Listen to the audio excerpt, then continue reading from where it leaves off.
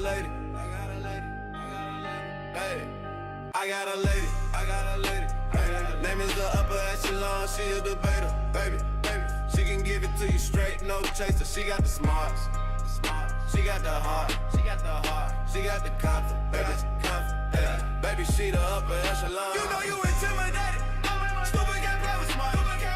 She got the smart, she got the heart, she got the confidence, baby, she the upper echelon. You know you intimidated, stupid can't play with smart.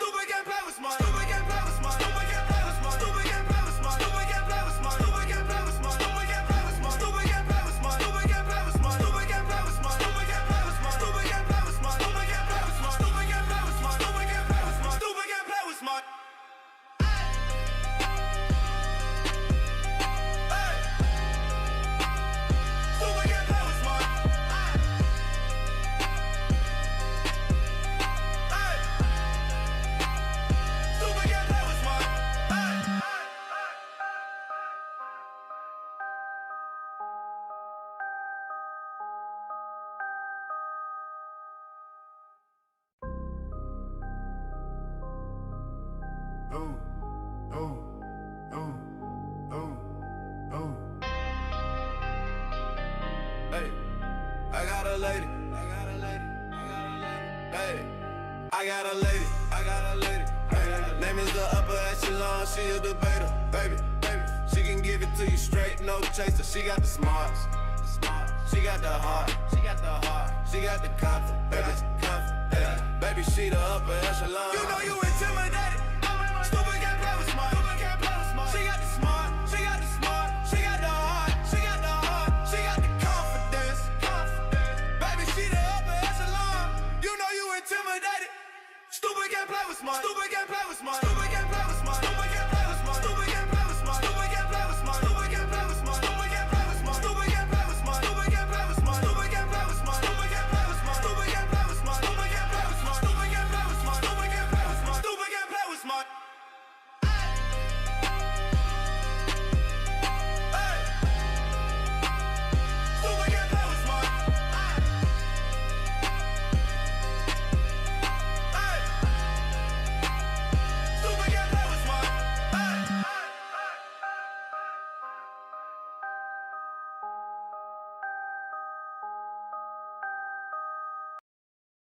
Welcome back to the Upper Echelon Podcast, where we keep it real and we keep it jiggy over here. Because why? Because we ain't never ever scared. Hit that like button on your way in. Make sure that you are subscribed to my channel if you are not. Also, make sure you hit the notification bell so that you can be notified of every time that I live stream in the future. I do have my Cash App pinned if you would like to send a small donation for my work. I will also be live on my other channel at Upper Reloaded after this live stream to talk about a couple of things. I also have a small goal of 5 super chats or super stickers. If you guys would like to donate, I see Robin Lotz has already donated to the channel. Shout out to Robin Lotz. Let me go ahead and highlight that. Robin Lotz say, good morning, Upper and chat. Let's help Upper reach her goal. Thank you so much, hon. I appreciate you to the fullest. Happy Sunday to everybody. Welcome in, K Brown. Hey, Shanta 100. How you doing, Cheryl Wagner? Oh, yes. Yeah, I've been following this case since day one, and it's been on my mind. Okay. And I was unsure if I wanted to cover it or not, but I was watching it a little bit more this morning. I said, you know what? I'm going to talk to my audience about this case. I know that the demographic that follows me may not necessarily be the demographic that follows this type of stuff, or maybe you do, and we just don't talk about that kind of stuff. But today we're going to talk about this case for a brief moment. So I'm glad you're here, Cheryl Wagner. Good morning, Kay Renee. Hey, Stephanie Maxwell. Good morning. Happy Sunday. Good morning, Kay Monet. I don't know if I spoke to you or not yet. Good morning, Miss Lady. It's Her Blossom TV. Good morning. So let's get into what's going on here. Now, let me just tell y'all. If you guys have been following me for a while, you guys know that I am very much into sinister cases like this. And this is a case that I consider to be very sinister, because it's only every once in a while that you come across a case such as this one.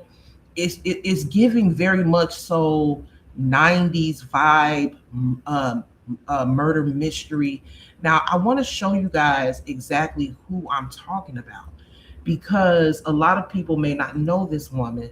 I know her because I'm one of those people that obviously, I'm watching the news all the time. Um, this picture here is who you would call, is not who you is who is the mother, I mean, sorry, the daughter of the woman who was abducted. Now, this is a woman who should be really, really recognizable to most people, even if you don't know exactly where you know her from. Most people would recognize her face. Let me go ahead and blow this up for you guys. Hold on. Okay, so this is Savannah Guthrie. Now, if you guys don't know who Savannah Guthrie is, I'm going to tell you guys who she is really quick. Just do a quick overview, okay? Um, so Savannah is a host on the Today Show. Okay. She's a prominent American broadcast journalist and attorney. She's best known for her main co-anchor as the main co-anchor of NBC News Today Show, and she's been the anchor of that show since 2012. Okay, she previously served as the network's chief legal correspondent. As I told you guys, she is an attorney, and as a White House correspondent. Now, as of February of this year, she's been taken away from broadcasting on the Today Show, and people have been filling in for her to deal with her mother's disappearance from her home in Tucson, Arizona. Now, y'all, this case is so crazy. It's very much so giving John Benet Ramsey vibes. If y'all don't remember the John Benet Ramsey case, it's the case of the little girl who was unalived in her own home, and a ransom note was actually written from the materials in the home. When I say materials, I'm talking about the paper in the home, the pen in the home. No one ever found out to this day who unalived John Benet Ramsey, little young blonde Caucasian girl who was like a beauty pageant queen.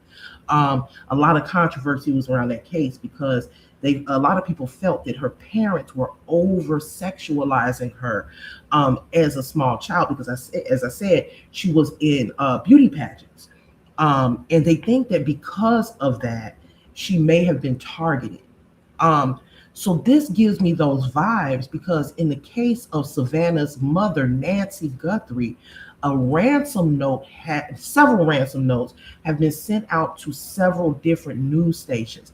Now, you don't hear about ransom notes very often, especially during this day and age, because why? Everything is traceable, right? So we're going to get a little into some details of the ransom note. But before we do that, I do want to talk a little bit more about Savannah. Okay. So I want to talk a little bit more about her background, because I want people to understand why this case has blown up the way it has, because as you guys know, people go missing every day. But it doesn't reach national news. I think even the president of the United States has touched on this topic, and is also following this and offering a hand in finding Nancy Guthrie, or finding out what happened to Nancy Guthrie. There's a lot of celebrities that go missing, celebrity family members that go missing, but it hasn't reached this national attention as Nancy Guthrie's disappearance has. As you guys know, even the rapper Lil Jon's son went missing. They recently found him, unfortunately. Very heartbreaking story. They found him deceased in a pond by his residence. He was missing for a couple of days, and it didn't really reach this level of national attention. So I'm going to get into why and who Savannah Guthrie is. Thank you, Shanta, for that super sticker. You are greatly appreciated. Thank you so much. Thank you so much, that one. I appreciate you guys' support. So let's talk a little bit about her background before we get into the story. And let me tell y'all, the story has had my attention for some days because, again, like I said, it's very sinister. The way that it's being covered is very weird. If you guys are watching, following this story, let me know how you feel about it, because I think that the way that it's covered, including like the news reports, the coverage, the press conferences with the sheriff out there in Tucson, Arizona, is very bizarre.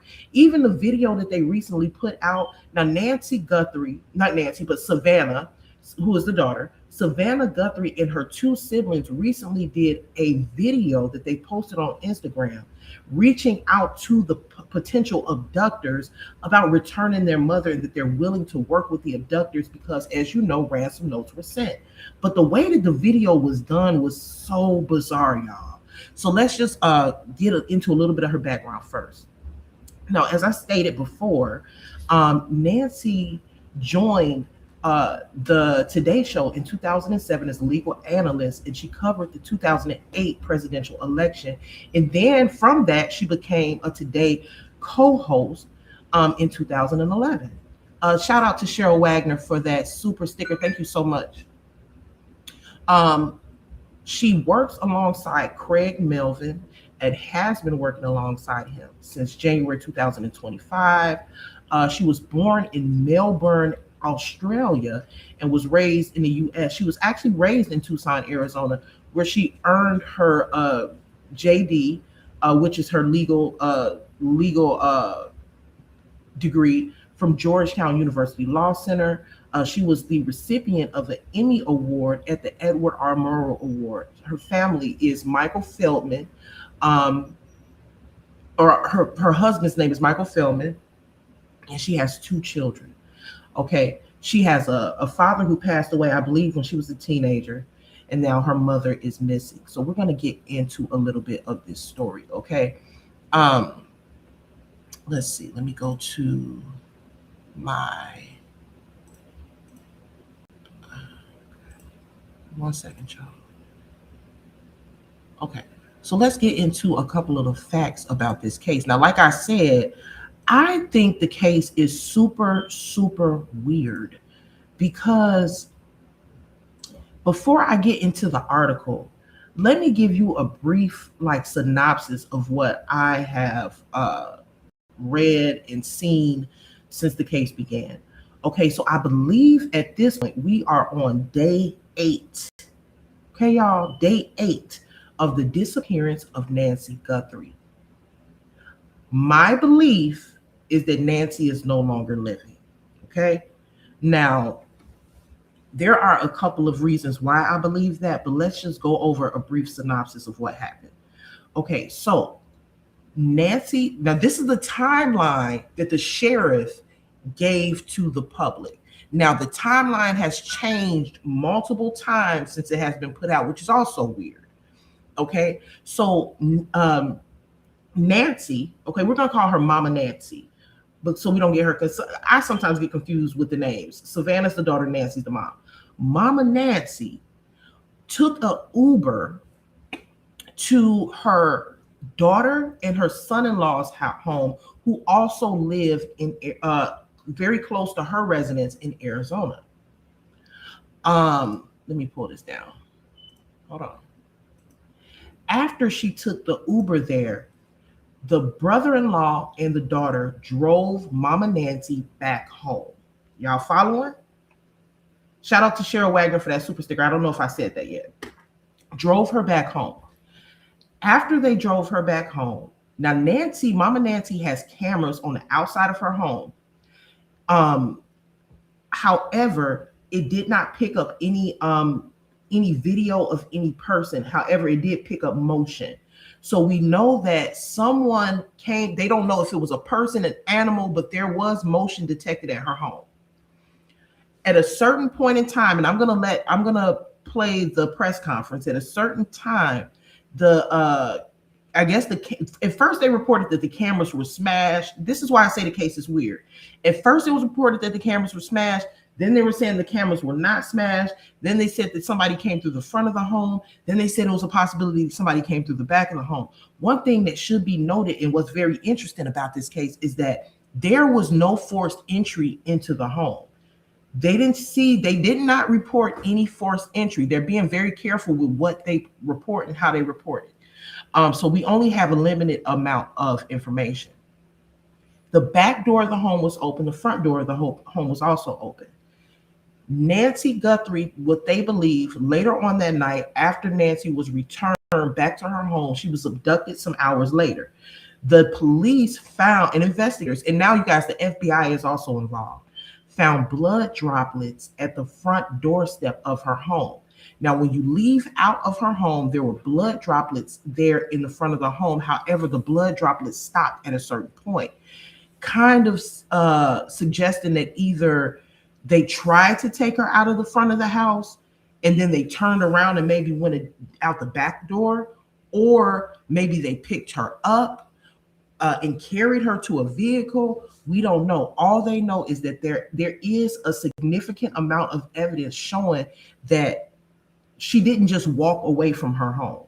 There's a significant amount of evidence, and they may not be reporting everything yet, that she definitely was abducted.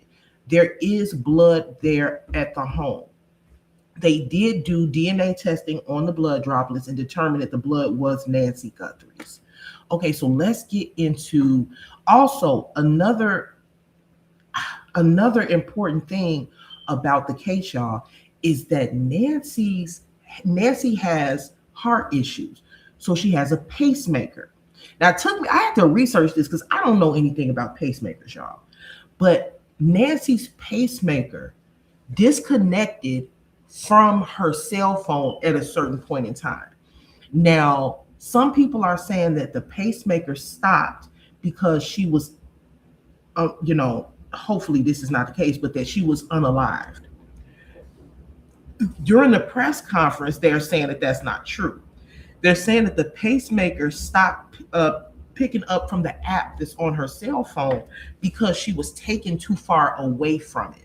So because she was taken so far away from her cell phone, that's the reason why the pacemaker is not being able to pick up. Okay, we're going to look over a couple of details of this case, y'all. Okay, so as I stated, we are on day 8 in the disappearance of Nancy Guthrie. This article that I'm citing from Fox News, which was recently updated a couple hours ago, says fast facts. The search for Nancy Guthrie, who is 84 years old. I told you guys she has heart problems too. It's also been reported by her family that she has to take medication in order to survive. If she does not take that medication daily, it is fatal, and it's a possibility that she will pass away. Even if she's not physically harmed by her abductors, it's a possibility that this abduction could be fatal for her because she has no access to her daily medication. Again, she does have a pacemaker. Now, the search for Nancy Guthrie, the missing 84-year-old mother of NBC Today co-host Savannah Guthrie, entered its 8th day on Sunday, February 8th. No suspects or persons of interest have been identified. Now, let's highlight this, because this is why I say that this shit, excuse me, I said I wasn't going to say no fact. This is so weird. It's weird because if you guys have been following this case, the initial press conference that they did, the sheriff stated that they did have a person of interest. Now check this out, y'all. The person of interest that they had was Nancy Guthrie's son-in-law. The son-in-law that she went to go visit before she went missing. Let's backtrack. Nancy Guthrie, the day that she went missing, she went to her daughter and son-in-law's home in Arizona. And she took an Uber. They drove her back personally to her home. The son-in-law, at a certain point, was becoming a person of interest. I wouldn't say suspect, but a person of interest. This is what was stated at one of the previous press conferences. All of a sudden now they're saying there is no person of interest. However, the son-in-law and the daughter share a vehicle, the same vehicle they dropped Nancy Guthrie back home in. That vehicle was towed and taken in for evidence. The crazy part about this case is that there is a high potential that the family has something to do with this abduction. And I kind of think they may. I'm just now, I know certain things there's certain people that are covering this case, they can't say certain things because remember, y'all, as you guys are watching this story play out, and as you guys are watching the coverage, understand that Nancy Guthrie is a very, very well-known journalist. And she is friends with a lot of very, very well-known journalists. She's worked alongside the likes of Nancy Grace. So certain things they don't, I believe, in my opinion, they don't feel comfortable saying. They don't feel comfortable saying that Savannah's family may have something to do with it because they're friends with Savannah. They're co-workers with Savannah. But I don't know Savannah, child. So I'm going to say I think Savannah, and allegedly, everything here is alleged. I give my opinion on this channel. This live stream is for entertainment purposes only. But I do believe that there is a possibility, I'm not saying this for sure, that her family or someone in her family may have something to do with it. There are a few reasons why I believe that. There were more than one camera, more than one camera in the home. Now, if you see this, looks like a kind of like a desert ranch style house, very nice home. This is Nancy Guthrie's home here on the screen.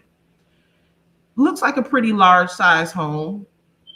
It's not a gated community, but remember, there's more than one camera in this home, and according to earlier reports, the cameras were destroyed. I don't know if the reports are still the same, but the reports that I've been reading and from what I've been watching, the cameras in the home were destroyed.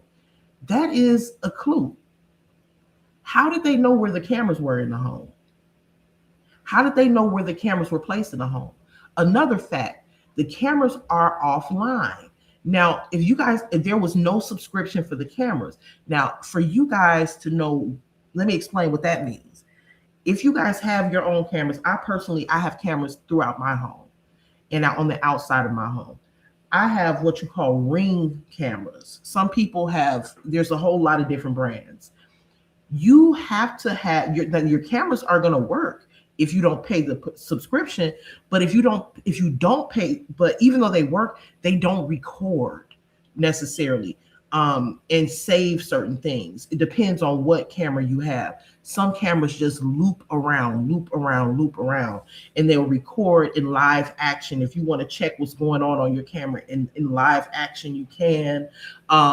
But it won't save anything if you don't pay the subscription. Some cameras only pick up motion and won't pick up the visual if you don't pay the subscription. So there were certain features because the subscription had not been paid for at Nancy Guthrie's home that the camera did not pick on, which is why certain information is limited as far as who could have been at her home.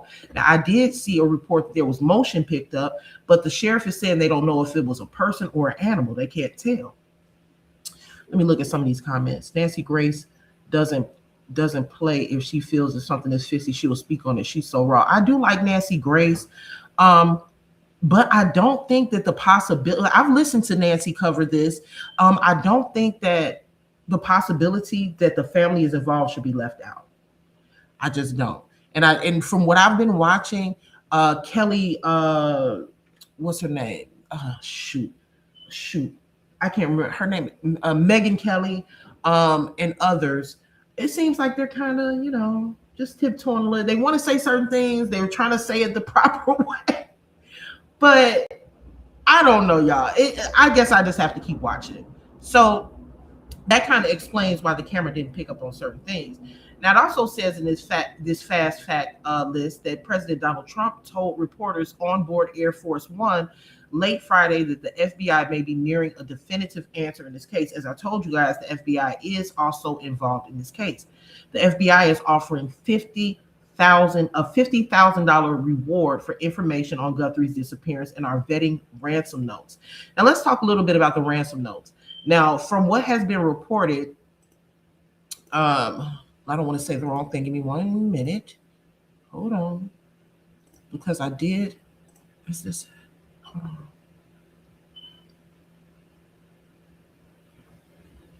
Okay. Give me 1 second, y'all.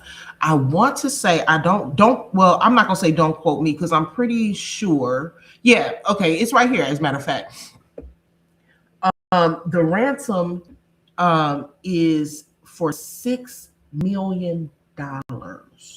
of $6 million. Now, let's talk about this ransom note. There was somebody that was recently arrested for writing one of the ransom notes.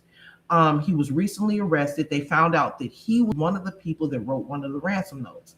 Now, there are certain details that they're just not reported, because one of the things I wanted to know was, how are these ransom notes being delivered to these news stations? I know TMZ reported on it. Are they being handwritten and put in a mailbox? Are they being typed and delivered personally to these news stations? Does somebody have a mask on while they're delivering them? Are they emailing the ransom notes? As we know, email can be traced. How are the ransom notes being delivered to these news stations? I think that's important. And what somebody was just arrested because he actually wrote one of the ransom notes, but he's not involved in the actual disappearance. He was just basically trying to profit off of the situation. But there are many other ransom notes that this person was not connected to. So there are other ransom notes that the detectives and the police are saying appear to be official ransom notes. When I say official, basically meaning the ransom, whoever sent the other ransom notes, there's a possibility that these people, who's ever sending them, truly is the one that abducted Nancy Guthrie. And the reason they believe that is because there are certain things in the ransom note that the regular every public would not know about. And they have not elaborated on that. Thank you for helping me reach my goal. Thank you so much, Free Thinking, stopping through to show some love and support. Thank you so much. Now, we could assume that whatever's in the ransom note, because they're saying that whatever in there is a pretty high possibility that that is the person that abducted her. It could be what she was wearing that day. It could be personal things that was in her home that nobody would know of unless they know Nancy or unless they abducted her. So for some reason, which has not been shared with the public, they believe that whoever sent the other ransom notes, and there were many others sent, I want to say like 6 or 7 have been sent, they believe that ransom notes are valid and they're taking them seriously. Now, this is, and also, again, they're asking for up to $6 million in these ransom notes, okay? Let me just say this. There is a very, very valid reason as to why most people in today, thank you so much, Rosie. Welcome to the debate team. I appreciate that. There's a reason why people don't write ransom notes anymore. I was just so taken aback when that developed. I think that development popped up on like the 3rd or 4th day. Again, she's been missing about 8 days. Could be 9, but I'm going to say 8. Everything with the sophistication of technology in this day and age is traceable. You can trace email. You have to be the biggest idiot in the world to send a ransom via email. You see what I'm saying? I think that's how that the poser, the guy that was pretending like he sent them ransom note, I think that's how he got. You have to be the biggest idiot in the world to even risk sending a ransom note. And even if, first of all, email is traceable. If you send something in the mail, I would assume that would be traceable. If you walk up to the actual physical building of a news station and leave a ransom note, that's traceable, because you could get caught on camera, that you could be being watched. They could follow you and arrest you on the spot. How did they send the ransom note? That is something I need to know. What? Nobody writes ransom notes anymore, but we'll get past that. Okay, so now another thing that is interesting is, if you guys, I don't know how many likes I have. I have 204 people in the building. I would really, really appreciate it if you guys could go ahead and hit the like button for me. I have 57 likes and 205 people in the building. The like button is really important because it does push my material out into the algorithm and gives me more exposure. So if you could do that, I would appreciate it. Thank you guys so much. Now, another detail about the ransom notes that is really important is that they're asking for Bitcoin. Now, the ransom note situation is dumb to me. It's stupid. I don't know why anybody would even risk doing that, but I would assume that they abducted Nancy Guthrie for a reason, and I can't help but to believe that the reason must be financial. So they had to do something to request these funds for her kidnapping, her abduction. But the thing about Bitcoin, from what I've researched, is that it's very hard to trace Bitcoin because you get the Bitcoin, and then you can transfer it somewhere else, and it will be very difficult for them to figure out where it was transferred, or maybe even whose Bitcoin account it was. I do know that they did research on the Bitcoin account that the funds are supposed to be sent to, and they have confirmed it is like a valid Bitcoin account. So this is real. This is real. She really has been abducted. This is not like I'm telling. This is reminding me of like a James Patterson novel, or like a mystery from the 90s. Or you don't hear about stuff like this anymore. You know, remember the abduction of was the girl's name Elizabeth Smart and all. Remember all of those things from like the early 2000s and the 90s? You don't hear about stuff like this anymore. And I think this is why it's gained such national attention. I personally do feel like this is, to me, it seems to be pointing towards family. Now, I could be wrong, and if I'm wrong, as I cover the case, I'm going to come back and I'm going to say, oops, my bad. But as you guys know, in any abduction or any crime, the first thing that they're going to look at is the family. As I reported to you guys a few minutes ago, the family's vehicle, Annie Guthrie, who is the sister of Savannah, the daughter of Nancy, her and her husband, the son-in-law vehicle, has been taken into evidence. So we'll see if anything is found there. Now, Savannah Guthrie posted a new video to Instagram on Saturday saying her family had received a message and was pleading for the return of their missing mother, Nancy Guthrie. Now, the thing about this video that they posted, again, I thought the video was really bizarre. The reason I say it was bizarre is because obviously we're talking about Savannah Guthrie. She's like one of the most well-known TV anchors, legal analysts. She's next to, if when you, I don't want to compare her to Barbara Walters. She's a legend, but I would say she is very recognizable. She has a solid career in journalism.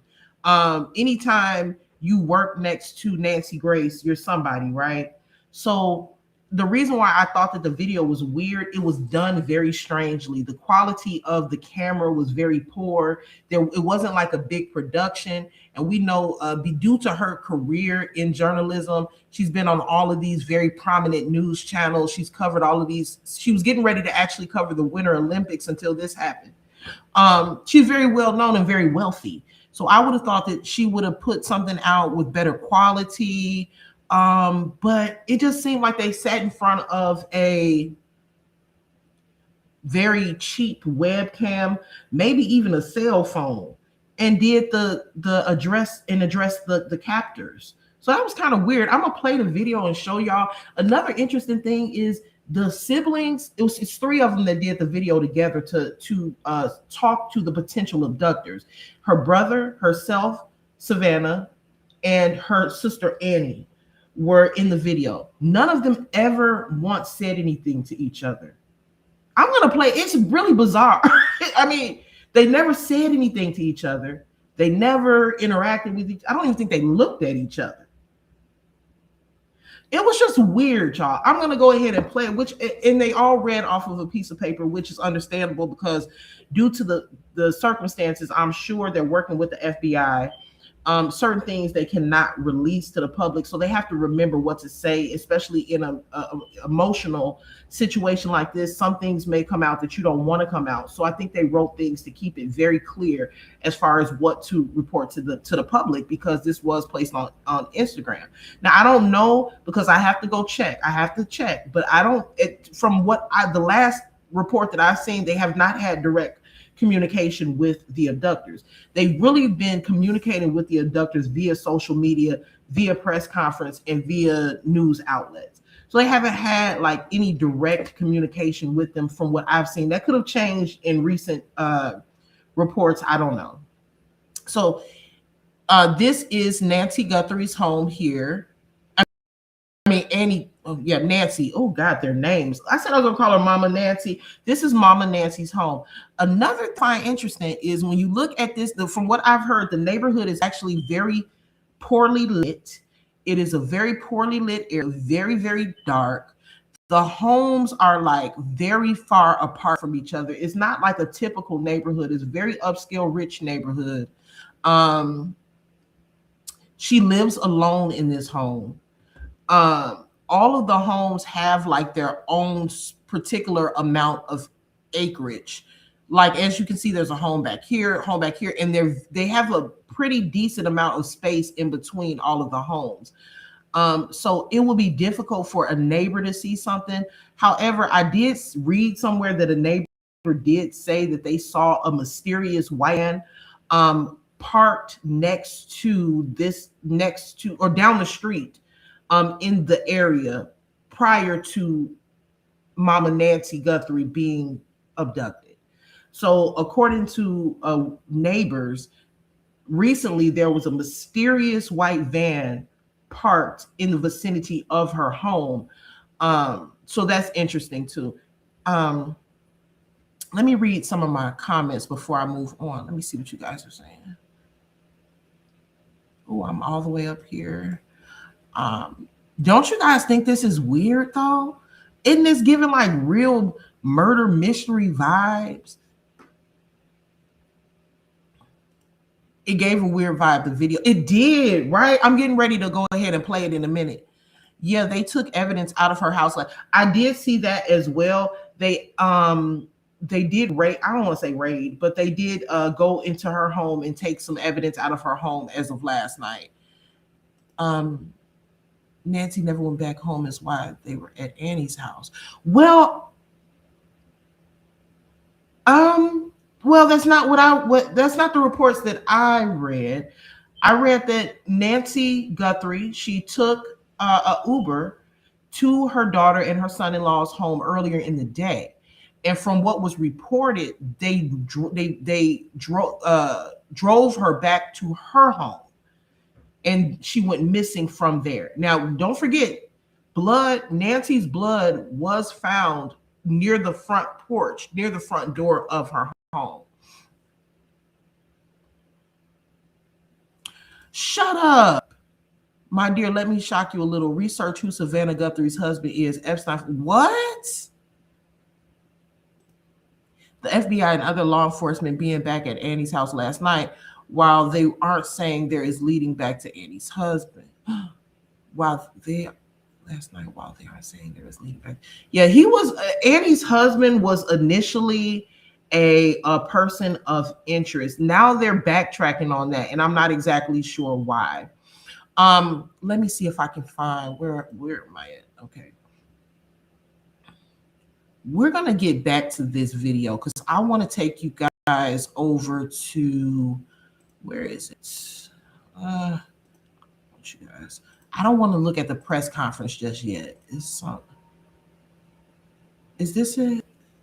Hold on.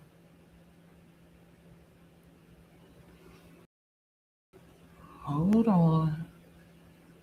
So let's pull this down. We're going to watch the video. We're going to watch the video of the plea to the captors from the siblings. Okay. I had it pulled up, but it disappeared.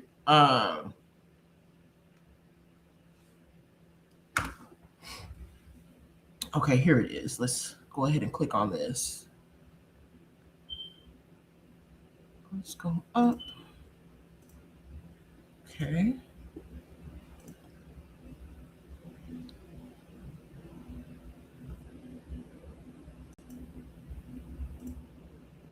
Good evening. I'm Corey Coffin. We're coming on the air with breaking Arizona. Our own Savannah Guthrie is out with a new video message directed toward who may have kidnapped her mother. Let's listen in. We received your message and we understand.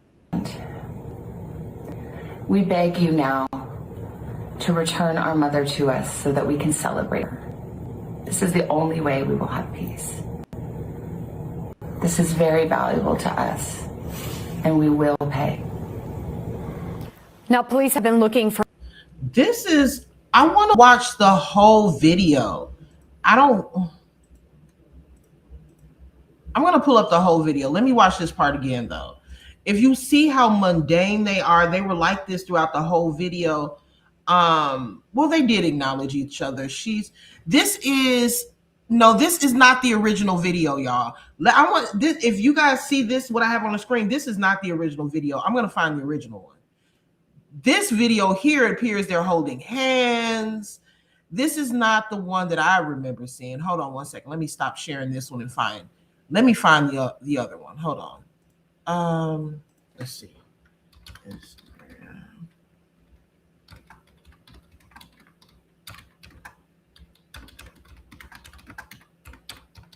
That is not the one that I saw initially. Here it is. This is the one that I saw. Yeah, that's the sister. That's Annie in the video with her. This is the one that I saw. Let me pull this one up.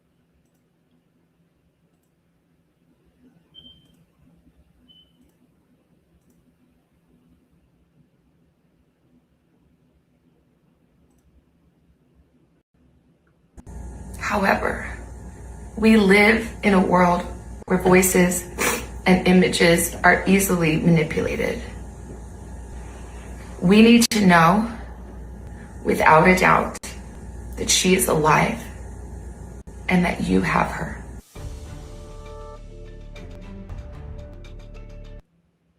Yeah, so you guys, right, I don't want to confuse anyone. So Annie is here. This is Annie, the sister. Savannah is the blonde one. And this is their brother. I forgot the brother's name, but he made an independent video as well that I'll find. And I hate how, this is a video, obviously, that's being edited and chopped up by Access Hollywood, but there is a video of the full video that I saw, and I did save it, but I don't know what happened to it. I need to give me one moment, y'all, because I think it's important to see that. And let's see. But you keep finding these. Well, maybe if I just go directly to her Instagram. How about that? Hold on. Let me go directly. And I don't even think I have. Do I have Instagram anymore? Oh, I do. Okay, so give me 1 minute, y'all. Continue as upper. And so I'm going to try to go directly to her page because I want to see this video. I don't want to see it all chopped and screwed up. I don't even really know how to work Instagram. Okay, here we go. Search. Let's see. Savannah. Okay, search. Savannah.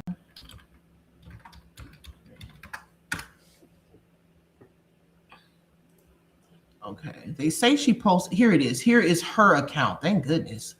Okay, maybe we'll get it uninterrupted. On her account, also her brother's video is there too. So let's go ahead and watch this. Let's see. Okay. This is Savannah Guthrie's Instagram account. As you can see, this is Savannah. 1.6 million followers. Well, this is again a different one, but let's. And we understand.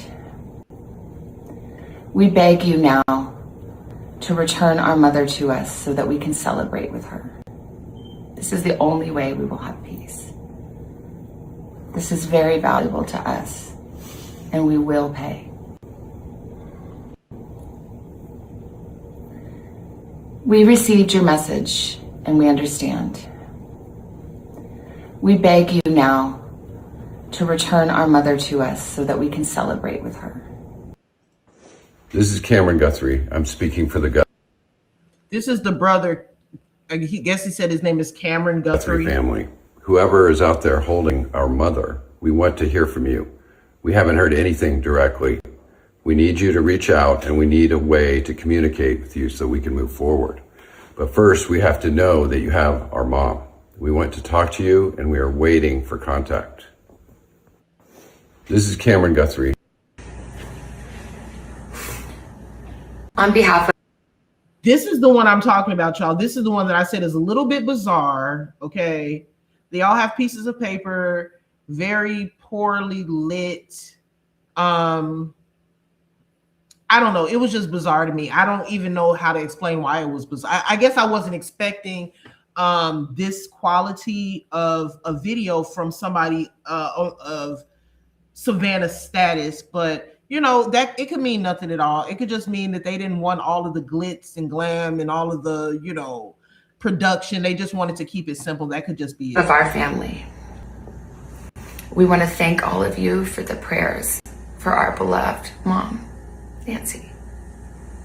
We feel them, and we continue to believe that she feels them too. Our mom is a kind, faithful, loyal, fiercely loving woman of goodness and light. She is funny, spunky, and clever. She has grandchildren that adore her and crowd around her and cover her with kisses. She loves fun and adventure. She is a devoted friend. She is full of kindness and knowledge. Talk to her and you'll see. The light is missing from our lives. Nancy is our mother. We are her children. She is our beacon. She holds fast to joy in all of life's circumstances. She chooses joy day after day, despite having already passed through great trials of pain and grief. We are always going to be merely human, just normal human people who need our mom. Mama, if you're listening, we need you to come home. I'm sorry. I'm gonna stop it right there. I'm gonna keep going, y'all. But it's okay. Let me just say this. I am very sorry for them, and I want to express my sympathy to them, the family, and hopefully the mother is returned home safe. Although I do believe that she has been unalived, unfortunately. But this is weird. And if these people, I don't even know what to say. It's weird. It's weird. I don't know. I've never been in this situation before. You can't tell people how to act, especially if you haven't been in their shoes. But it's a little weird. The mechanical speech, and I know there is scripted, but it's like the mechanical speech. The only one that I would say is acting normally would probably be Savannah. I'm not just listening to what they're saying. I'm listening to the cadence in their voice. I'm looking at the body language, the deep sighs, the sister's rolling her eyes in the background while Savannah is talking. I'm noticing all of this, and there's something weird. It's a weird dynamic going on here. One thing that I want to mention, though, is obviously Savannah was supposed to be going to cover the Winter Olympics. She's no longer doing that because of this tragedy. And she is now in Tucson, Arizona. And from what has been reported, she's actually with her sister, the lady with the black glasses here, and the brother-in-law. She's in their home while they are on this search for their mother. Now, as I stated before, the sister Annie, the girl with the black glasses, and her husband's vehicle has been taken into evidence. Earlier reports by Tucson police and investigators, it was reported on national news that the brother-in-law was a person of interest, not a suspect, y'all, but a person of interest. That has now been taken away, and now they're saying that he's not a person of interest, even though they initially reported that he was. I don't know if they took that back because Savannah did not want them to publicly indicate her family or what. But let it keep playing. It's just,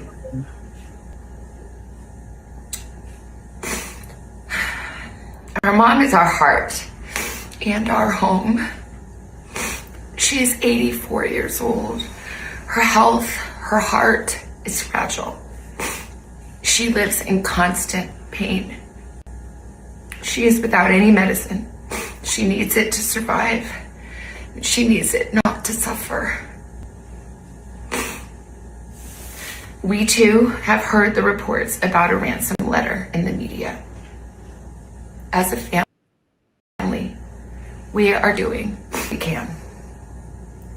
We are ready to talk.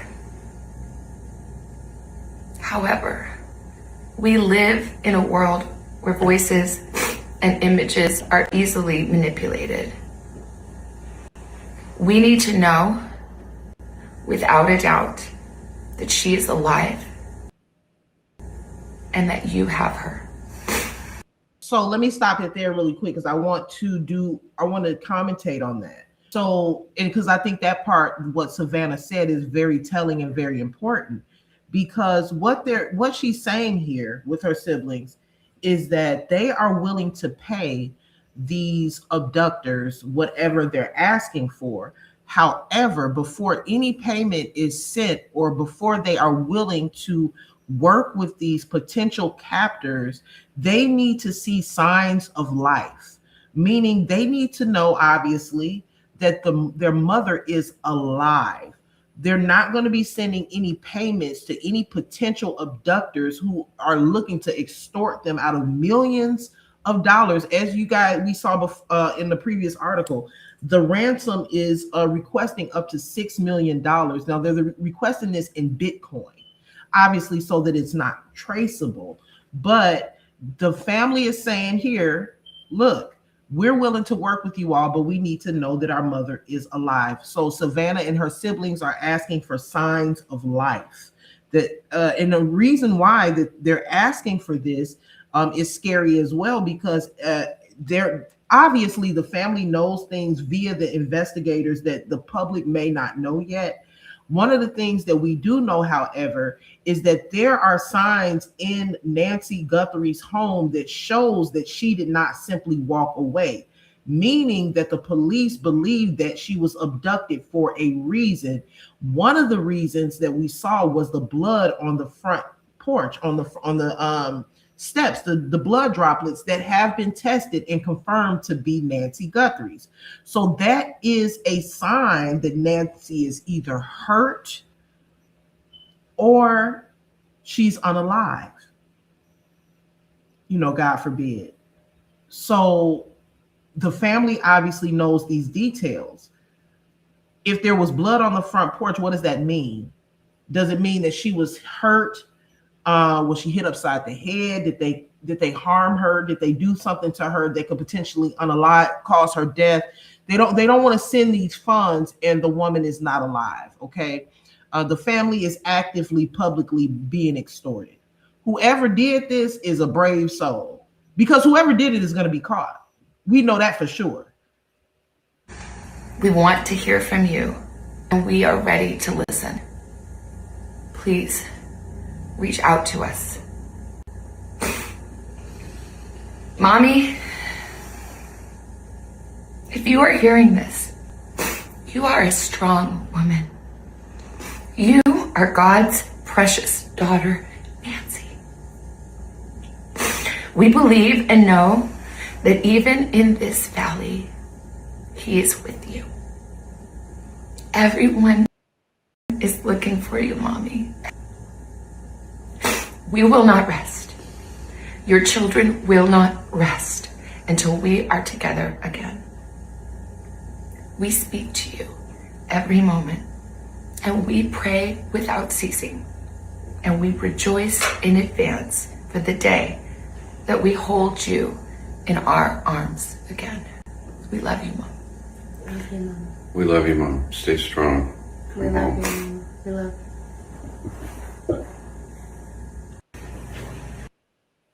And then another reason I forgot to add on is another reason why they're asking for signs of life. Obviously, as mentioned in this video, the mother is 84 years old.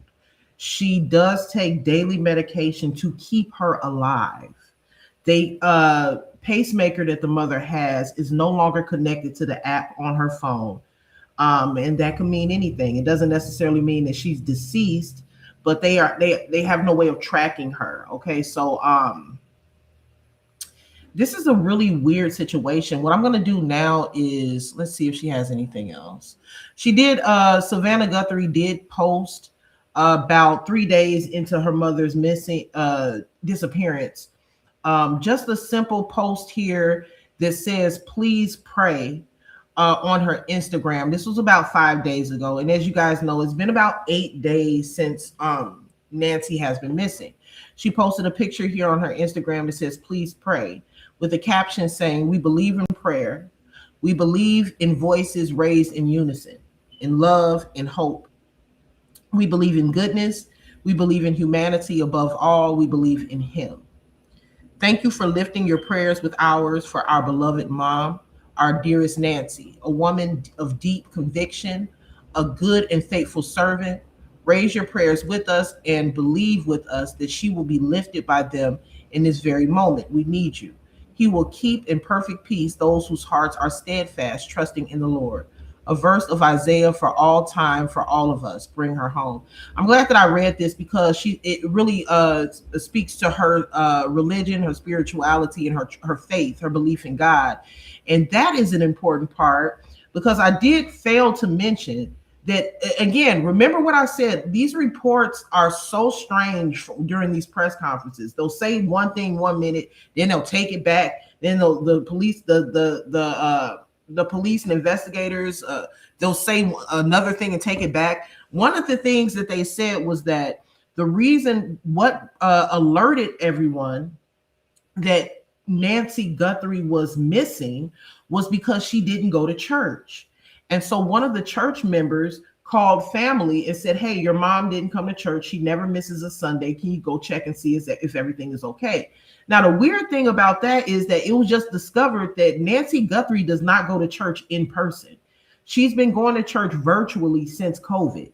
So, and it's not even like the type of thing where you're joining a Zoom call and all of the members have a Zoom and all of the members are there and you can see who's there. No, from what I saw in reports, Nancy Guthrie, I'm not even going to say she attends church virtually. She literally watches church service virtually. So basically what she does is she watches church on live stream.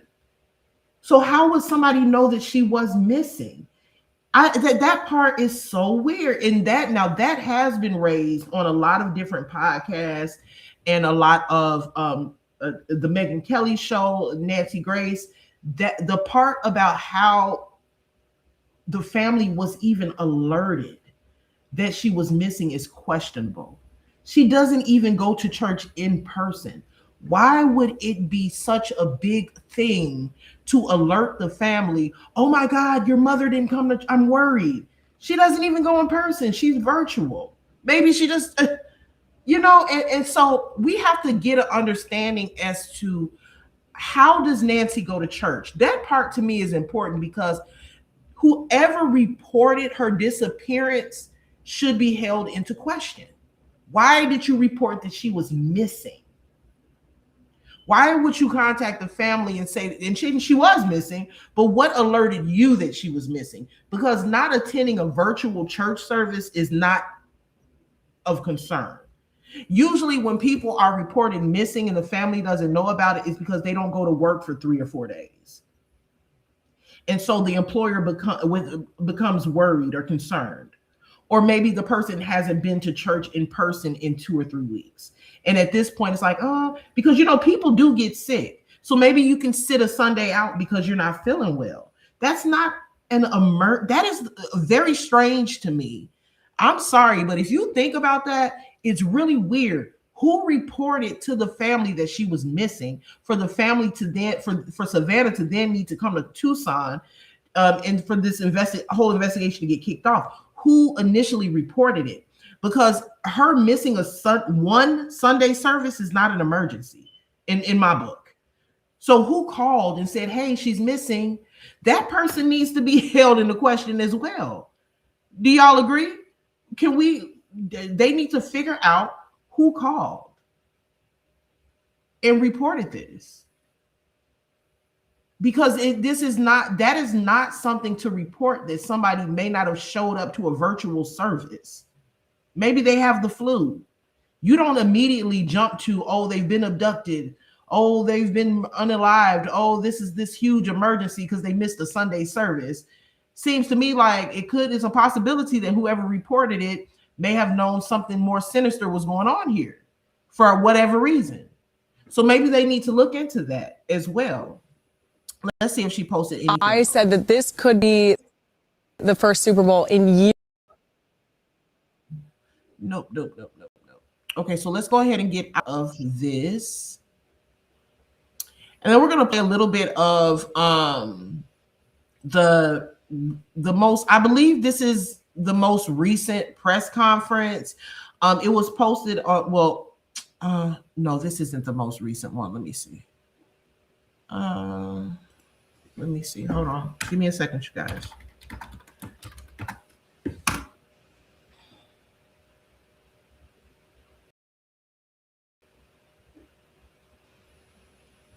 Well, this may have been the most recent press conference.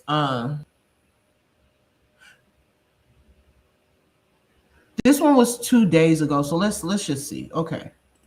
If I'm wrong, then let me know in the comments, you guys. I could be wrong. There could be a more recent one, but this is the one that I see.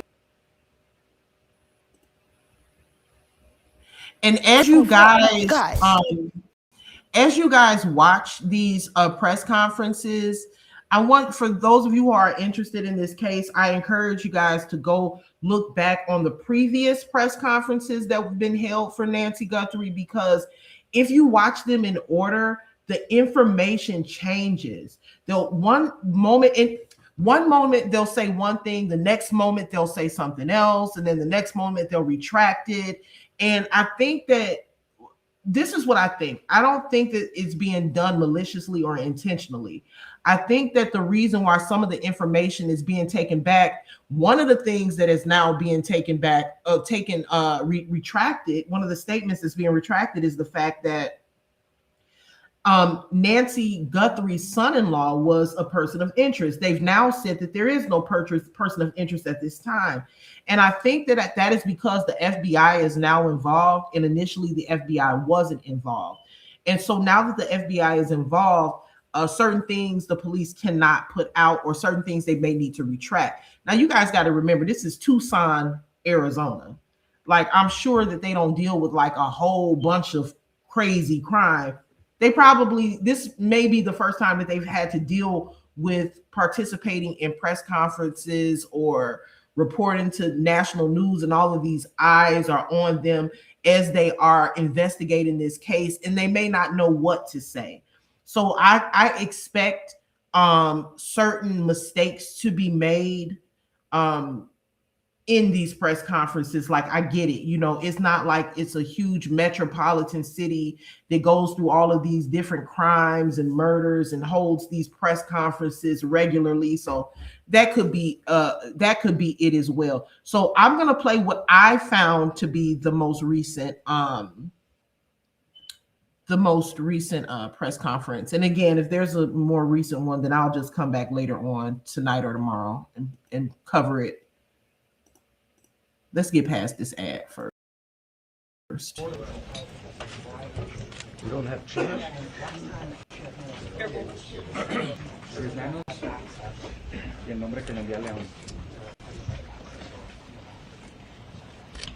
Trying not to cover your delineate these microphones up. Good morning.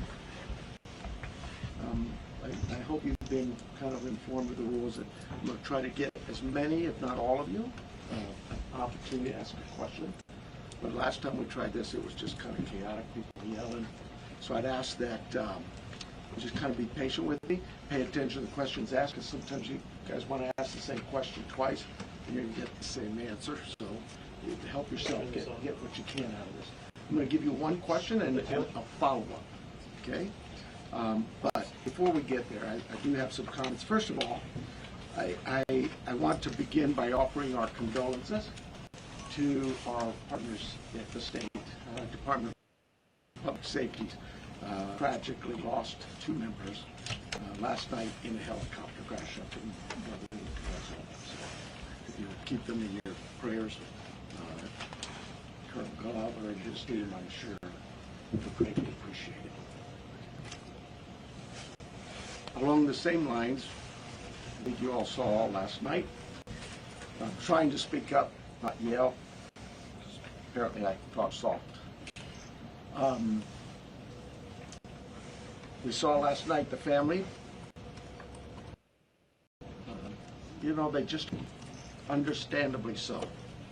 And so I really want you to know this entire team here, those behind me, and our community are hurting with you. We really just want, okay? Right now, we believe Nancy is still out there. We want her home. Our department, the Sheriff's Department, along with all of our partners at the FBI, have been working around the clock. And we just want her home and find a way to get to the bottom of all of this, just as you do. But I have other partners out there who have stepped up, and you've probably noticed them in the last few days, if not the last few hours, and you're going to see more of that. I made a decision to contact our PCRIT team, and those of you not local, that's our Pima Regional Critical Incident Team. It's made up of law enforcement officers from this entire valley. Pasquayaki Police Department, Tucson Police Department, Marana Police Department, Oro Valley Police Department, Pima College Police Department, Tucson International Police Department, Sarita Police Department. There's so many of them, and they are going to help us tremendously. And that's really done because we have so much in front of us still, and we're hoping that, you know, I know the FBI has committed a very large number of men and women to partner with us, work side by side with us. We go do an interview, they're going to be there with us. We're going to go look at some evidence or process evidence, they're going to be right there with us. We're sharing every piece of information, all the data we can. Thank you, Common Collective. Good morning. To get this thing solved. And it's important that my partners in law enforcement know and understand their roles, because it is a very large, complex investigation with a lot of moving parts. And we're at that phase now where sometimes we're waiting, right? We're waiting for analysis, we're waiting for lab reports. But even then, when they come back quickly, for example, some DNA, we rushed what we thought was the best target for DNA. We did a rush through and got some of that back. The results were minimal. I think you all know the blood on the porch. That was one we did. It came back to Nancy. That's what we know.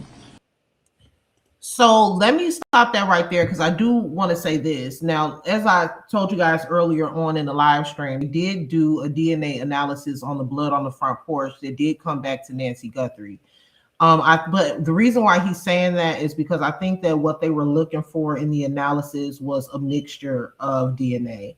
So not only were they looking to see if that blood was potentially Nancy's, but they were also trying to see if they could find any other DNA mixed in that blood and then potentially put that into a system. I want to say it's called CODIS, but the FBI works well. I could be wrong. Okay. But it's some sort of system that they can put DNA in to see if it gets a match to anybody that has, you know, been arrested in the past or incarcerated in the past. but it seems that from the analysis, they've only been able to trace it back to Nancy. So it is Nancy's blood. Now, let me say this too. On a recent, I want to say it may have been the Megyn Kelly show. Shout out to Megyn Kelly. I'm a huge fan of Megyn Kelly. If you guys are not subscribed to her on YouTube, she does awesome coverage on like politics, different new. I don't always agree with certain things, but different crime stories, and then also Nancy Grace. But I want to say that I think it was the Megyn Kelly show where there was another person on her show where he was talking about how someone or one of the experts that are called into this case are looking at or analyzing not only the DNA, obviously, of the blood that was found on the porch, but also analyzing the pattern in which the blood droplets are on the porch.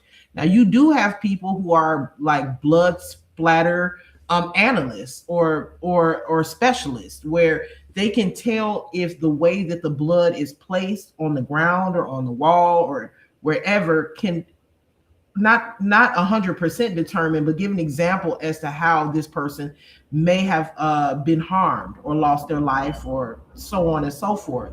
If you guys, it's called blood splatter analyst. If you guys remember, I don't want to change the subject or get too far off topic, but if you guys remember, there was a case, and they even did a special on it, which is a very popular special on Netflix called The Staircase, where a man was accused of basically pushing his wife down a staircase where she ended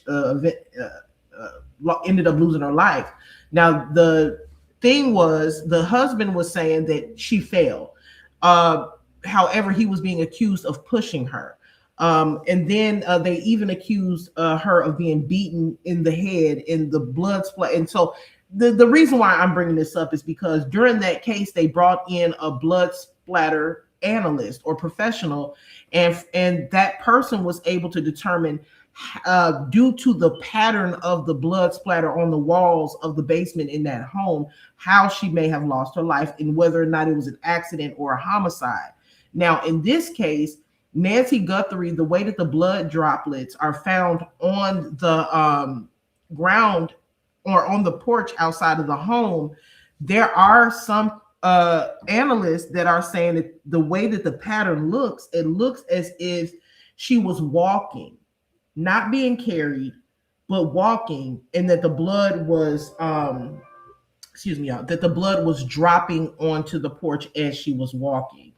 And you know, these professional people are able to look at stuff like that and make these determinations based on the blood pattern or splatter or whatever you want to call it.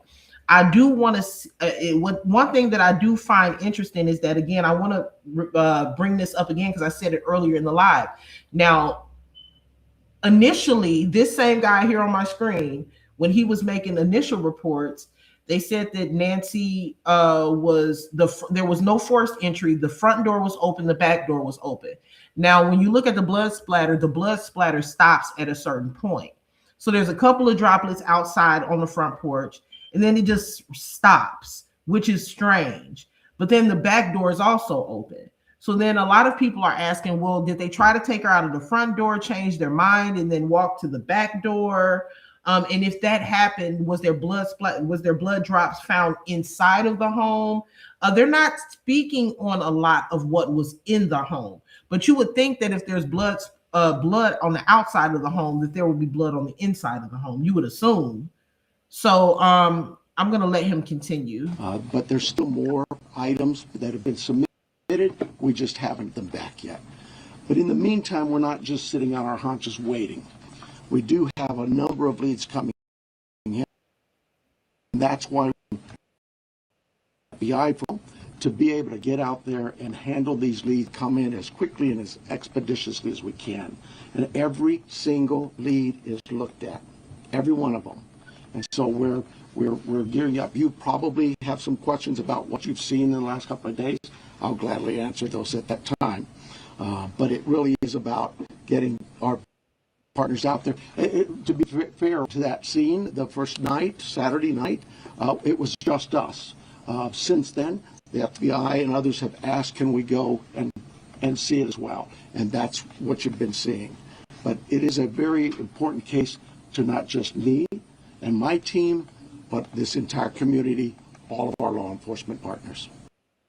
Are we getting any information here? I'm not trying to be mean, you guys. I know that they don't deal with this type of thing often in Tucson, Arizona, but are we getting anything valid, like any information? You know what I'm saying? Where are we here? Because he's really not telling us anything except for they're waiting. So I don't know. I don't know. Suspects. I know there's.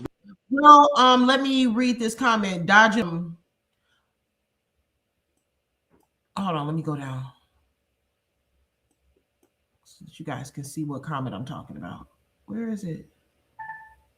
Dodging bullets. Where are you? I just saw your comment. I don't see it anymore.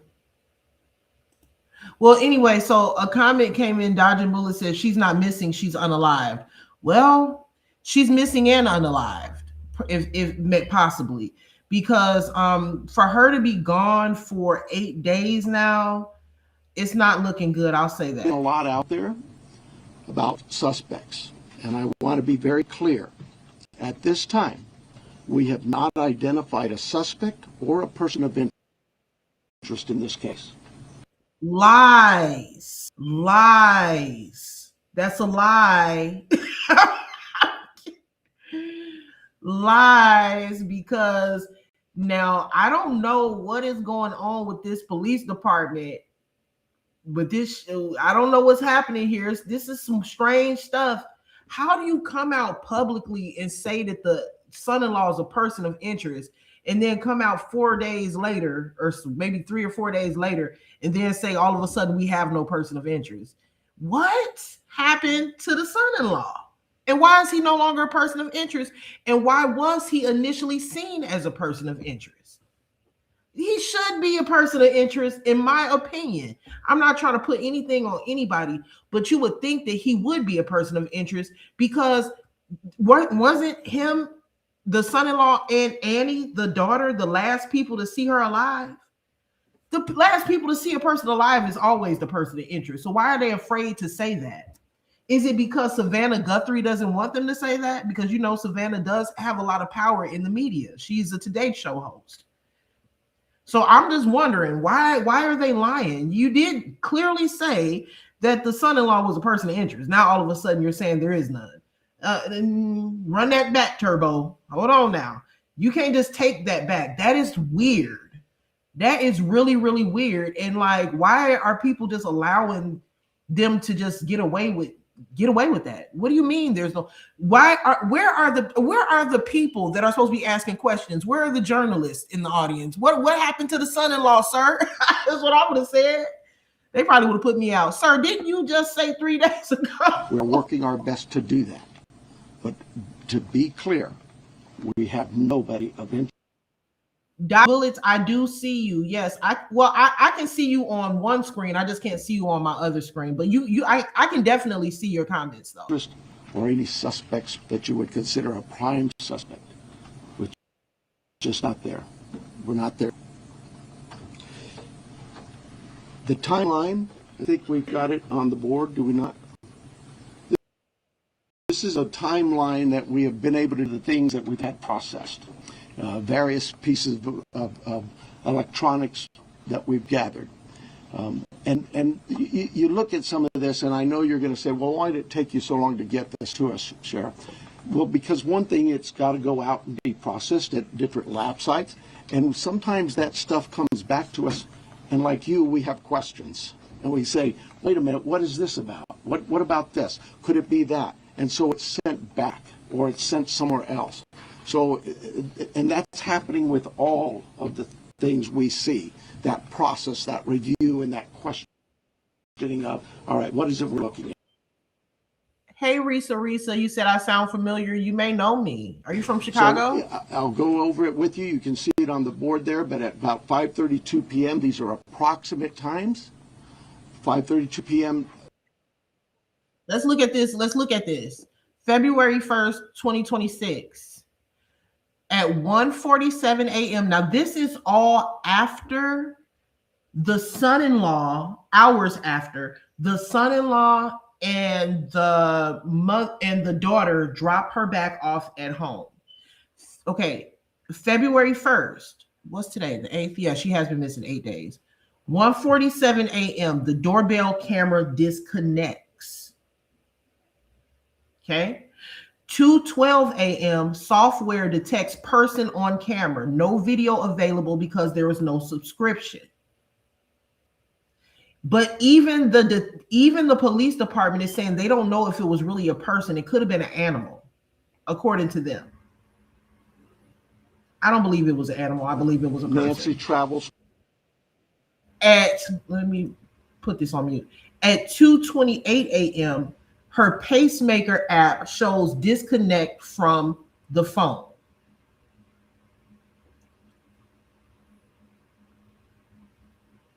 At 11:56 a.m., the family checks on Nancy. I don't know why they left out of the timeline. They conveniently left the part out of the timeline here where allegedly a member from the church contacted the family and said she was missing because she missed one day of virtual service. That part right there is really important because that's suspicious to me. Nobody is going to call somebody's family because they missed the Sunday at church, a virtual service at that.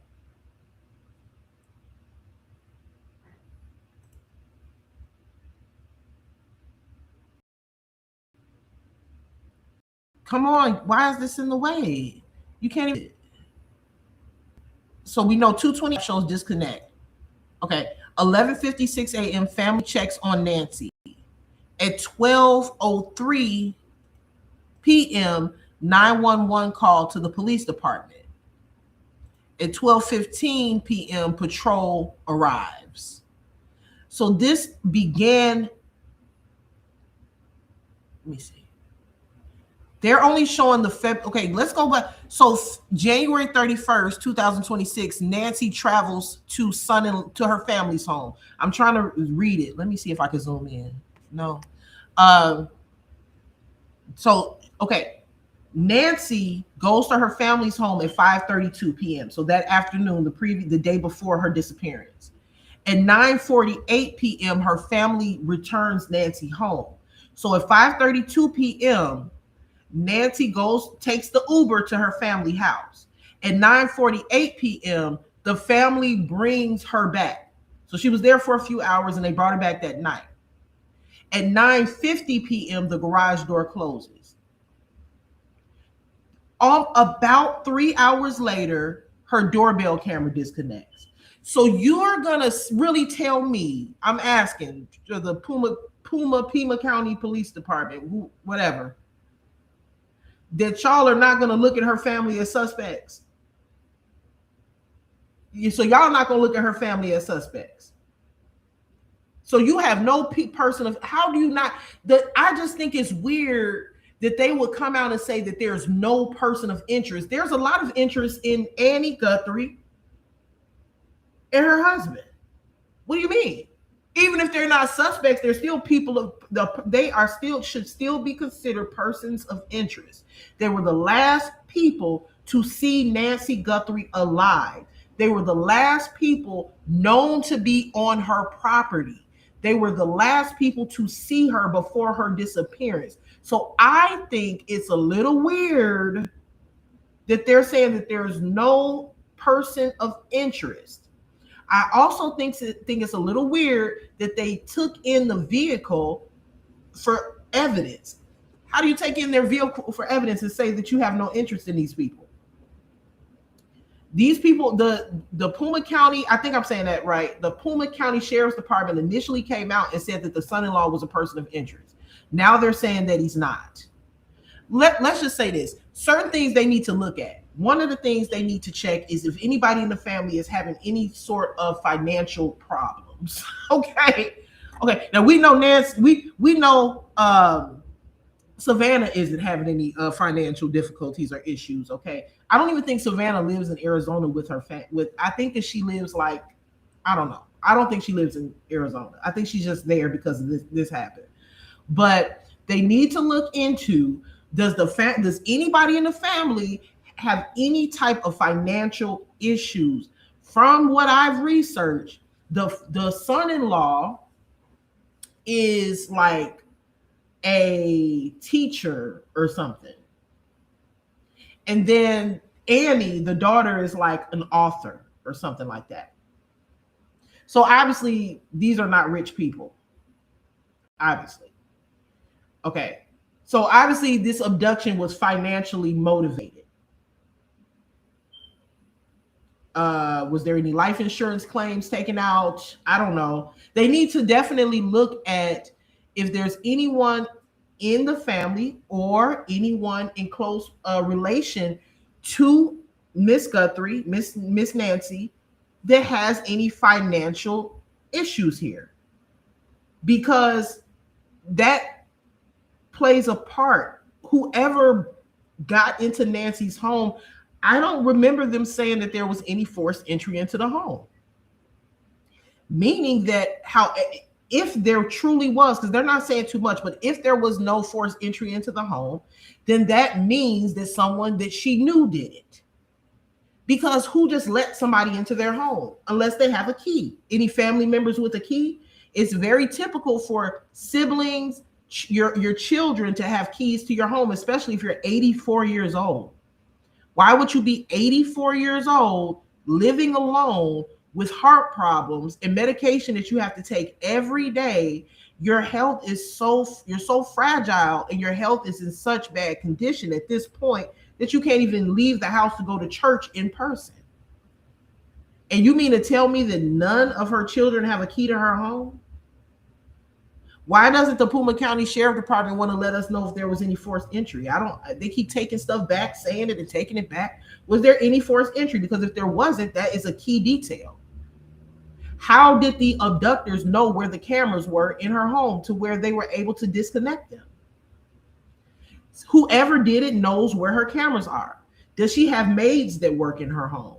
It doesn't have to be family. It could be staff.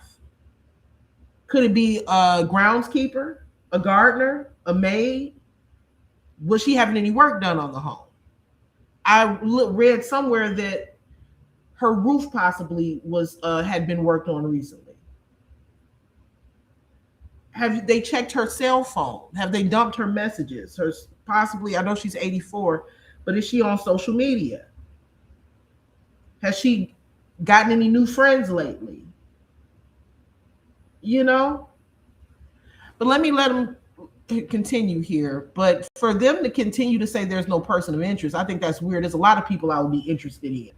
I would be interested in the person that called her family saying that she was missing because she missed one day at church. I will be looking into the last people that saw her alive. I will be looking into the people who have access to her home if there was no forced entry. I personally believe they're tiptoeing around certain things and saying certain things because of the connection to Savannah Guthrie. So y'all got to remember, Savannah Guthrie has a lot of influence over the media and what is going to be put out and what is said. This woman has been on the Today Show for over a decade.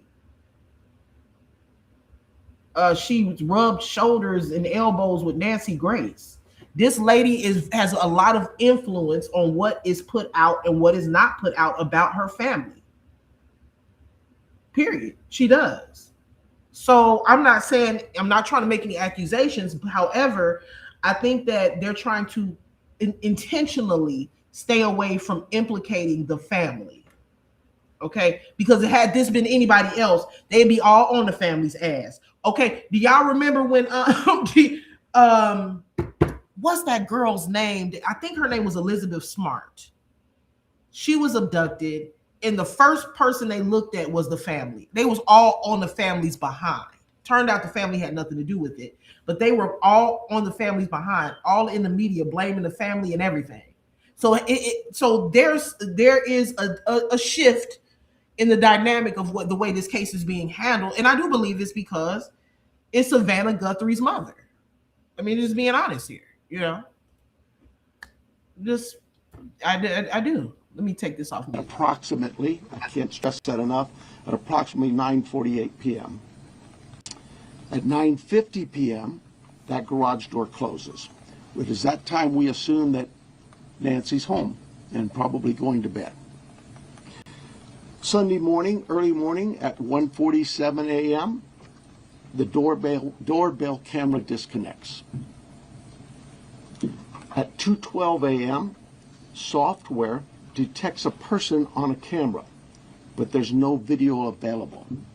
They had no subscription, and therefore it would rewrite itself. It just kind of loops, right, and covers up. That's what our analysis teams have told us. We're not done with that. We'll do all we can, but that's what it says. So it detects a person on camera. Could that be an animal? I imagine that's possible. We don't know that. We just have no video. But we're not giving up on that. 2:28. Nancy's pacemaker app shows that it was a disconnect from the phone. If you live in an Illinois zip code, have 0 DUIs in the last 5 years, listen carefully. I was an insurance agent for 30 years, and what I'm about to tell you could save you up to 80% on your auto insurance. And at 11:56 a.m., the family checks on Nancy and discovers her missing. And at 12:03 p.m., 911 is called in to the Pima County Sheriff's Department. I believe it's about approximately 10 minutes later, 12 minutes later, our patrol teams arrive. They see. That's a good question, Gabby. Gabby Goblin in the comments said, "Has there been another kidnapping in modern age like this?" And I mentioned this in the beginning of the live stream. I can't say that there hasn't been, but what I will say is, as far as something being like nationally televised like this, I do not know. I just mentioned that one of the things that I think is just, for lack of a better word, nostalgic, is the fact that a ransom or several ransom notes have been left. That really gives like 90s, early 2000s vibes, because people typically do not leave ransom letters anymore. And the fact, and the reason for that is because just due to the times that we live in an age of technology. It is very easy to trace these things down. Somebody was just arrested in connection to one of those ransom notes. But however, they are still taking the ransom letters seriously because, like I said, there are certain things in the ransom letters that basically say that there's a possibility that this person had something to do with the disappearance of Nancy Guthrie, because there's certain things that they just shouldn't know that they did know that was placed in the ransom notes. So to answer your question, in today's day and age, no, I haven't seen, we've seen several disappearances, but abductions, ransom notes, it's just kind of, it's given very much 90s murder mystery vibes. So no, typically you don't see that. And like, I even think that the guy that got arrested, I could be wrong, but I think that the guy that got arrested sent an email. I'm just like, what kind of dumb, that is the dumbest thing you got to be a complete idiot to know that the FBI is now involved in the disappearance of a prominent news anchor's mother. The FBI is involved, and you send an email. Like, come on, we know the emails can be traced, right? So that was another question that I asked earlier on in this live stream, is how were the ransom letters delivered? They're not saying a lot of stuff. How were the ransom letters delivered? That's important. I just need to know, because any delivery method, I would think, is traceable. So I don't know. the scene and we start our response with our search and rescue teams and our detectives from homicide and various units. In fact, every unit here, I think somebody questioned, how come there's an ICAC member out here or this member? Everybody in our criminal investigations team is a part of this team and part of this investigative effort. I think with that, let me make sure.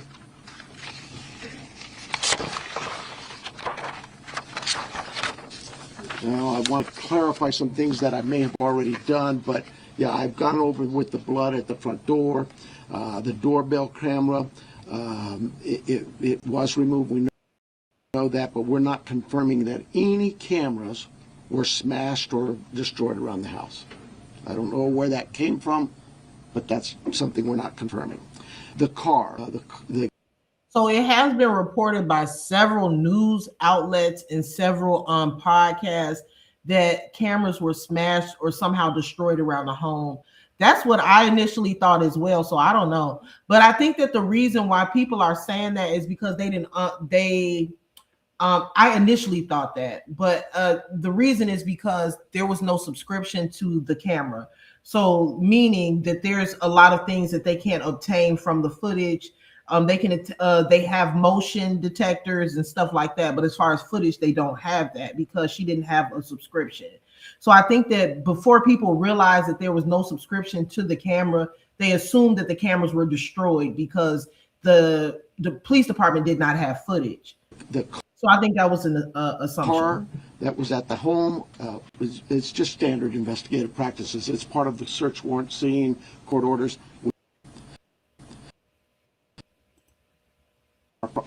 With the vehicle. The search warrant scene, court orders. It was removed, we know that, but we're not confirming that any cameras were smashed or destroyed around the house. I don't know where that came from, but that's something we're not confirming. The car, the car that was at the home, it's just standard investigative practices. It's part of the search warrant scene, court orders. We pull it out of there and do our scene processing with the vehicle. Uber, we did speak to a driver because Nancy, we learned, had been taken the Uber to the family residence, the daughter, for dinner.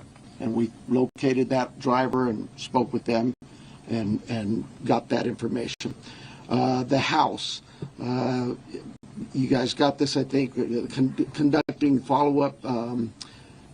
I think you said somebody had mentioned that they saw a team out there again last night or yesterday, and that's just, again, what I was talking about before. Our partners wanted a chance to see it and examine things themselves, and more importantly, it's just we're constantly following up on things and go, hey, what about this? So we want to go back and check on some things.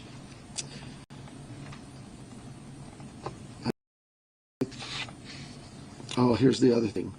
Someone had mentioned there was forced entry. I have no clue where that comes from. We have been very consistent. We are not discussing that at all. Whether it's forced entry or not forced entry, that is something we're just not discussing. So I don't know. So he says they're not discussing whether it's forced entry or not forced entry into the home. However, in previous reports, I believe I remember them saying that there was no forced entry into the home. So I don't know. Like I said, you guys go back and look at the previous videos of the press conferences, and you will find a lot of contradictions. If you guys look at this guy here on the screen, his press conferences that he's held regarding Nancy Guthrie's disappearances, if you watch them in order, you will find a lot of contradictions and a lot of things that they're taking back that they've already said. Now they're saying that they didn't say it, or they're saying that they shouldn't have said it. It's just a lot going on. It's a lot going on here. So let's go ahead and continue. Anybody got that information? I think I am about done with my piece of this. I'm going to bring up here Heath Yankee, and I think you know him if you haven't been here. John Edwards is the assistant agent in charge with the FBI here at the Tucson office. Heath Yankee is the special agent in charge for the state of Arizona out of Phoenix, and he will come up and speak. I ordered 200 hand-forged knives to my dorm room, the Wix website to sell.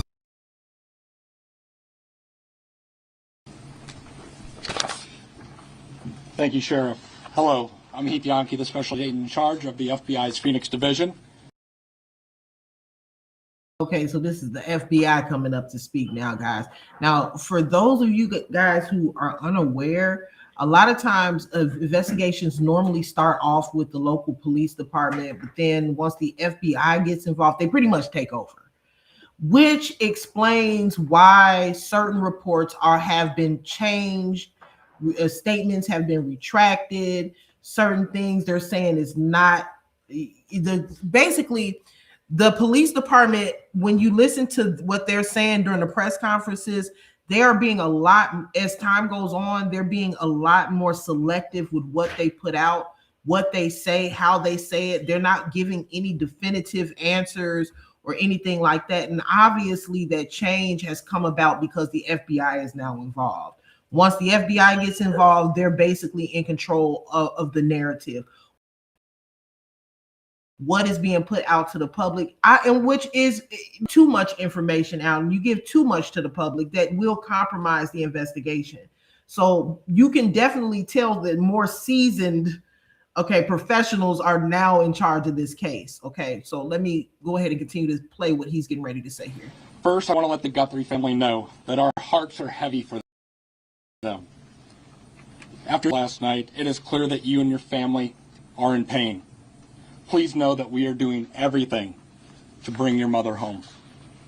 The FBI is now working this case jointly with the Pima County Sheriff's Department, and we're going to start today by announcing a $50,000 reward for information leading to the recovery of Nancy Guthrie and or the arrest and conviction of anyone involved in her disappearance, and this will be the missing persons with the reward that will be going out. The FBI has agents, analysts, and professional staff employees working day and night with our partners at the Sheriff's Department. We have deployed additional intelligence and agents from our Phoenix office. We have brought in our Critical Incident Response Group from Quantico, Virginia. Members from our Cellular Analysis Survey team are here, and they continue to collect and process digital information. We are actively reviewing and analyzing information from all digital sources, which includes banks, social media companies, phone companies, and any other organizations where a digital footprint could have been captured. All this information provides data points and helps put the picture together. And we will be in the community continuing to conduct a thorough investigation with our partners. You heard about us out there last night. We will be back out there today. I would ask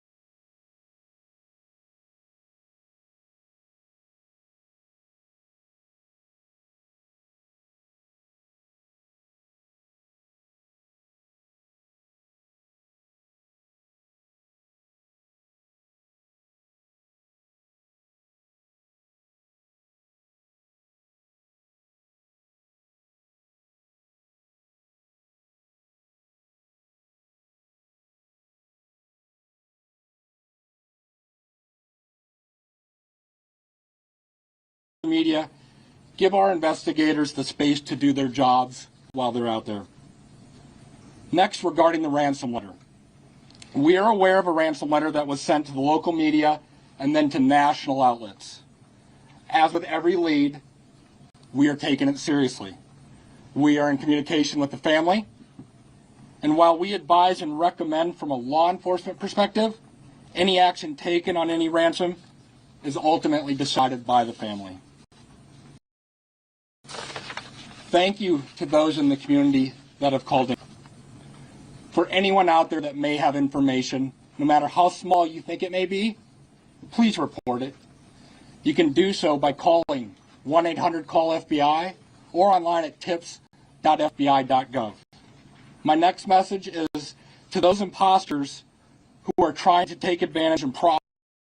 I'm sorry, the reason why the audio stopped was because I stopped the video, and I stopped the video and I was talking, but I forgot that I was on mute. So basically what I was saying was, I understand why they're being evasive about certain things that they're releasing to the public. However, it's important to release certain little tidbits. And the reason I say that is because the FBI and the local police department has a responsibility to the community. What I mean by that is I'm sure the community is terrified for that someone could just walk into somebody's house, take them, blood found on the front porch, and there's nothing, we're not being told anything. I'm sure there's going to soon become a lot of frustration and outrage in the community. What is going on? What have you guys found? Was this family related? Was it domestic? Did it have anything to do with the fact that she is Savannah Guthrie's mother and this is all financial? Or do we have like a crazed maniac running into people's homes, which I doubt, just taking people? I mean, you do owe the community some sort of something.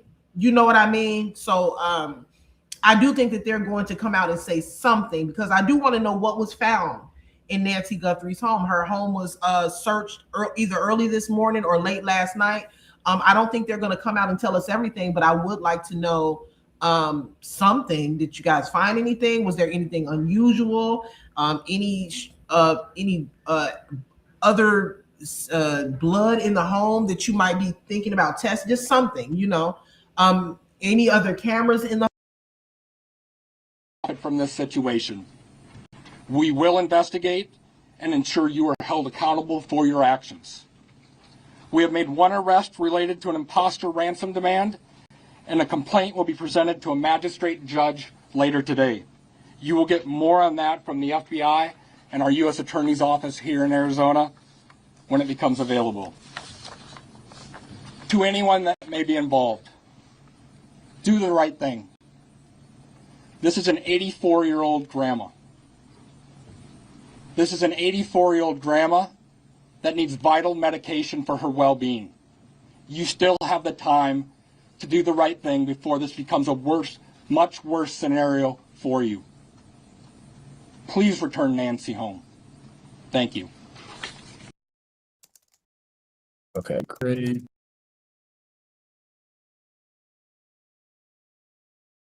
Okay, so those are the most recent updates on the abduction of Nancy Guthrie, Savannah Guthrie's mother. As the updates come in and as the case continues, I will come back and keep you guys updated on what's going on. It's a very unfortunate situation, very sinister situation. And I do think that there is something,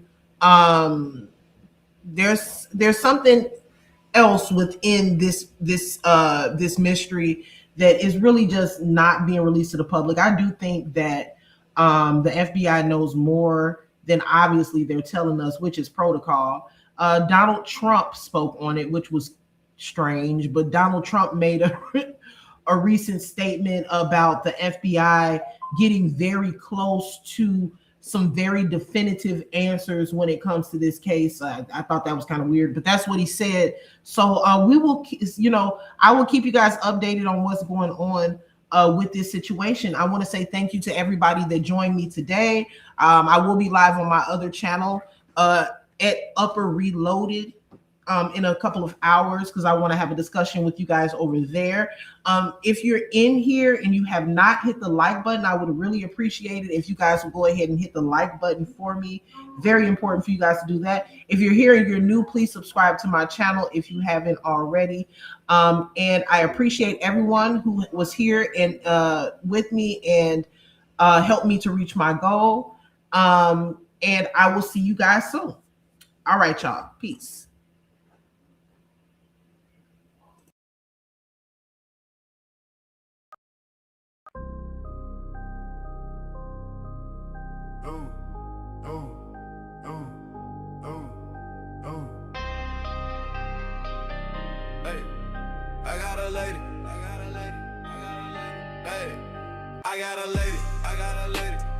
Name is the upper echelon, she a debater, baby. She can give it to you straight, no chaser. She got the smarts, she got the heart, she got the confidence, baby. She the upper echelon. You know you intimidated. Stupid can't play with smart. She got the smart, she got the heart, she got the confidence. Baby, she the upper echelon. You know you intimidated. Stupid can't play with smart.